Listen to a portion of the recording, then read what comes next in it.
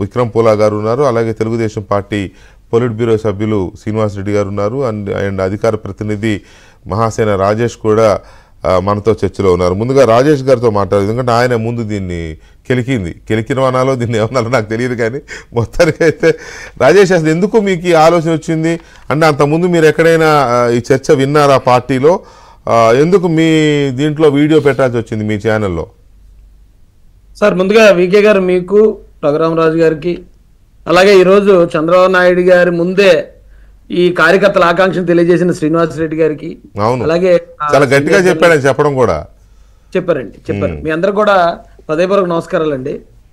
అయితే నేను ఇది అడిగేటప్పుడు వికే గారు, ఇది ఇంత పెద్ద ఇష్యూ అవుతుంది, ఇంత చర్చ అవుతుంది అని అనుకోలేదండి. ఎందుకంటే ఇది మా పార్టీ అంతర్గత విషయం. అంటే మా పార్టీకి సంబంధించి యువ నాయకుడు ముందుకు వస్తే ఇంకా కేడర్లో ఉత్సాహం వస్తుంది.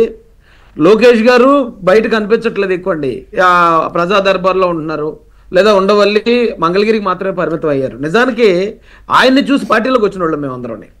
2019 నుంచి 24 దాకా అంటే అదొక అగ్నిగుండం లాంటి సమయం. ఆ సమయంలో కూడా మాట్లాడితే కేసులు పెట్టి మనుషులు లేపేసే పరిస్థితిలో కూడా మేము తెలుగుదేశం పార్టీలోకి వచ్చామంటే నారా లోకేష్ గారిని, ఆయన నాయకత్వం మీద ఉన్న నమ్మకంతోనే వచ్చాం. తీరా ఇప్పుడు ప్రభుత్వం వచ్చింది, ఇన్ని నెలలు అయ్యాయి, ఏరి మా నాయకుడు ఎక్కడున్నాడో అని ఆలోచిస్తుంటే ఆయనకి కొంచెం ప్రాధాన్యత తగ్గుతుందేమో. ఎందుకంటే ఆయన ఆ రోజున యువగాళం పాదయాత్ర ఇంతమందిలో జోష్ తీసుకొచ్చింది మాకు.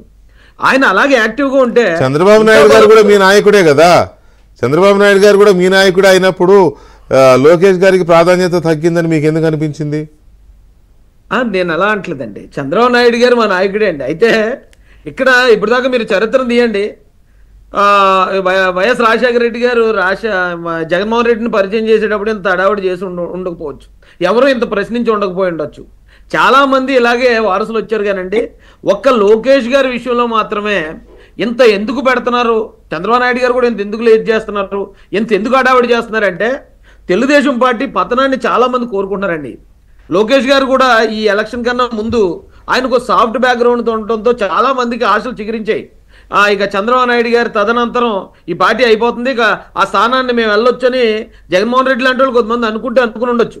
కానీ వాళ్ళందరికీ తయారవడం అవును సార్. ఈ విషయాన్ని ఎవరు మాట్లాడకపోవటం, మనం మాట్లాడకుండా ఉంటే లోకేష్ గారు ఇంక 5 సంవత్సరాలు ఏదో మంత్రి ఎక్కడో చోట ఉంటాడు, నెక్స్ట్ టైం వచ్చేటప్పటికి అబ్బే లోకేష్ ఎలాగైపోతాడు, ఆయన కదా అనేటి తీసి పారేద్దాం ఆయన అన్నట్టు అనుకున్నారు.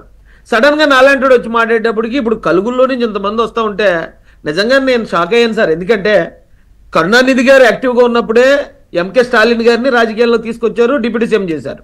ఎంకే స్టాలిన్ గారు ఇప్పుడు యాక్టివ్గా ఉన్నప్పుడే వాళ్ళ అబ్బాయిని సినీ ఫీల్డ్ ని తీసుకొచ్చి డిప్యూటీ సీఎం చేశారండి.